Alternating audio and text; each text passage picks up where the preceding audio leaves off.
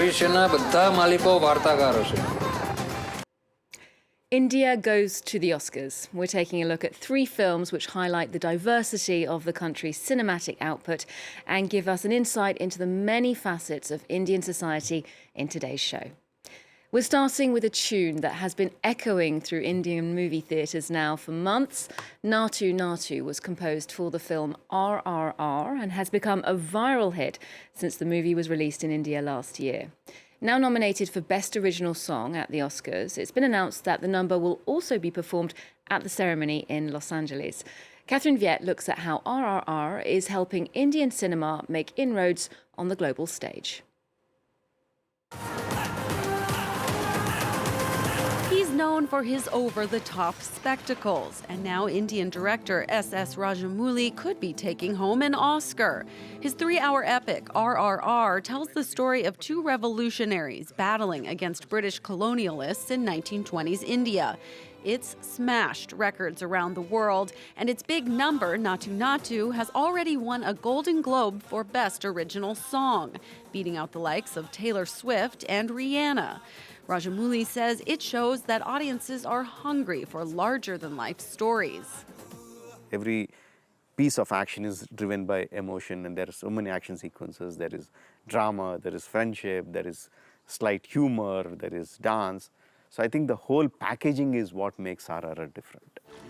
While the Indian film industry is known the world over, Oscar wins have been confined to English-language productions. The only 2 films honored have been 1982's British-Indian co-production of Gandhi and 2008's Mumbai-set British drama Slumdog Millionaire. But in 2020, everything changed in the wake of South Korean Bong Joon-ho's Parasite, which won 4 Oscars, including Best Picture and Best Director. Korean cinema's success is opening the door for other foreign language productions. Film critic Tanul Takar says epic movies like RRR shine a spotlight on the Indian film industry. It brings recognition to Indian cinema, and it sort of tells the world that there are enough films like these waiting to be discovered because it was so fresh for the international audiences. I think it's sort of up to them to sort of come and really mine the depths that just even Indian commercial cinema has to offer. RRR has become one of the highest-grossing Indian movies ever made. It's also introduced an international audience to the country's lesser-known southern cinema industry versus the Hindi-language Bollywood blockbusters. Now to a documentary that scooped top prizes in Cannes and at the Sundance Film Festival. It's also in the running for an Academy Award. All That Breathes tells the story of 2 brothers in Delhi who devote their days to rescuing and caring for the birds of prey that are falling out of the city's polluted skies. With religious and political tensions simmering in the background, the film is a subtle reflection on the human and animal capacity to adapt to hostile environments. It's also a snapshot of a planet in distress. We spoke to director Shaunak Sen about the film and the questions it raises.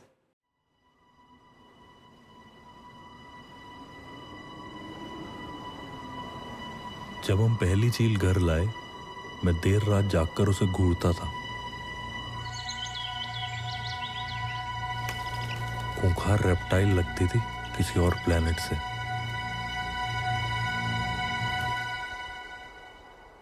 Shaunak Sen, hi, thanks for joining us today. Now, that beautiful phrase, all that breathes, is actually a quote from one of your protagonists in the documentary. What do you think the film says about the notion of equality and hierarchy in contemporary India? I think the broader idea that the film is predicated on, and a sort of maxim on which the brothers lead their life in the most sort of non-cliched of ways, is the way they approach entanglement between human non-human life, or a kind of neighborliness or kinship. But what was most interesting to me was the way in which they sort of refused to hierarchize between forms of life. And of course, it sort of can be extended to how like human relationships also. जिंदगी खुद एक तरह की रिश्तेदारी है। हम सब हवा की बिरादरी हैं।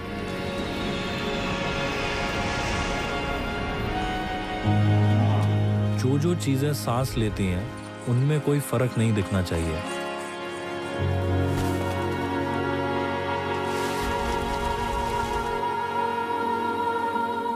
Now, the documentary shows us how environmental changes in India are affecting both humans and animals, kites in this case.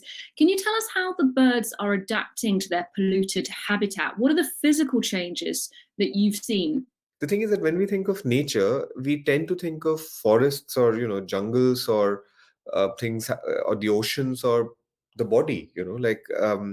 But the truth is that the city, like the urban space, is a massive kind of a driver for behavioral changes and a kind of evolutionary changes. It's like a lot of very exponentially sped up evolutionary changes. So, for instance, in the film, the brothers talk about how different songbirds have increased the pitch of their call so that their mates can hear them over the sound of traffic, or different species of lizards, which are urban lizards, which basically have changed the way their feet grip the wall because it's different from non-wall like surfaces. So the city becomes a real aggressive driver of different kinds of behavioral changes, which eventually lead to evolutionary changes, of course. And we see that there's a background of religious and political tension in Delhi at that time. Can you tell us a bit more about the anti Islamic sentiment and what sort of climate that creates? Well, the thing, when we began the film, it was meant to be a purely ecological and somewhat philosophical film. Those were its main preoccupations. However, the city of Delhi was going through a very turbulent, tumultuous time during that period, and essentially what we decided was that we would, the outside world would sort of leak in. For instance, a character goes to the balcony, and you hear the distant murmurs of a protesting crowd. This is around the time when there are lots of protests around this contention citizenship bill at the time. Right now, the film essentially is set up in a way where the social is oblique, tangential, but you sense it as a kind of palpitating, ominous, and a very present background.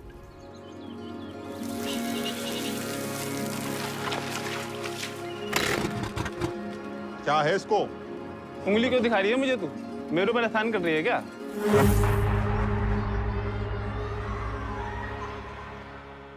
Staying in India, at last year's Goa International Film Festival, there were a few feathers ruffled when filmmaker Nadav Lapid, who was president of the jury, criticized the inclusion of the film, The Kashmir Files. He said it felt like a work of propaganda, inappropriate for a prestigious artistic event. The film did stir up some anti-Muslim sentiment, and Lapid received death threats for his comments.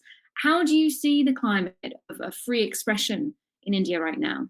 Well, sadly, I haven't seen the Kashmir Files as yet, so I can't speak specifically to that particular context. And I was also out of the country because of my film's travels outside, so I don't know the specific context, but I can speak generally to it. The thing is that we're living in very divisive and polarizing times, and um, a lot of filmmakers, I suppose, are thinking about how their film will land and what kind of reactions it'll stir. But I mean, the broader thing is that, of course, these are times that I suppose call for circumspection, caution, and I suppose inventive new ways of saying things. Now, your film shows us how the initially small individual actions of brothers Saud and Nadeem to save birds grows into something much bigger with the establishment of the Wildlife Rescue Centre. Do you think it's these small acts that are going to change our world for the better, ecologically or socially? Or do you think we need more systemic, large scale change? Well, those are obviously not binaries. I mean, those are not mutually exclusive binaries. We obviously do need systemic, broader structural changes. And by which I mean the broader kind of countries that have huge carbon footprints. And of course, there have to be policy level systemic changes. But alongside that, that doesn't abdicate smaller individual micro actions. And those are also super important. a lot of environmental discourse is either, culturally speaking, is in cultural texts, is either a kind of gloom and doom, despair, or they hold the audiences by the collar and instruct them to feel bad, and it turns out to be too pedantic or moralistic or didactic. And the brothers have this kind of a wry resilience. They have a kind of unsentimental, stoic, put your head down and get on with it sort of. And I think of them as like three Don Quixotes, like who are trafficking in micro miracles, and every injured bird that flies off their enclosure is a bit of a small miracle. In a way, it felt like a emotional and philosophical toolkit for the current times, while also doing very serious, concrete work. हमारे बड़े हमें चील फरश्ती के लिए ले जाया करते थे। हम जमीन पर लेटे आसमान में उनके डिजाइन देखा करते थे। सर घूमता था, लगता था आसमान में गिर जाएंगे। And finally, to a film that was India's pick to represent the country at the upcoming Academy Awards, but which didn't make it to the shortlist for Best International Feature. Last Film Show is a bittersweet coming-of-age story which zooms in on the magic of the movie theatre in a country where the film industry and its glittering stars loom large in the national consciousness. We'll leave you with a clip. Otherwise, do check out our website and our social media feeds for more arts and culture. There's more news coming up on France 24 just after this.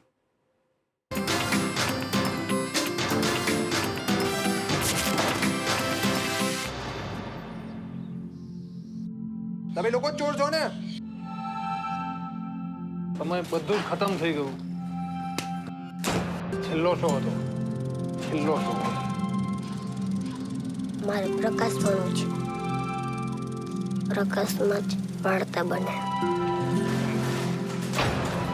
અને વાર્તામાં જ film.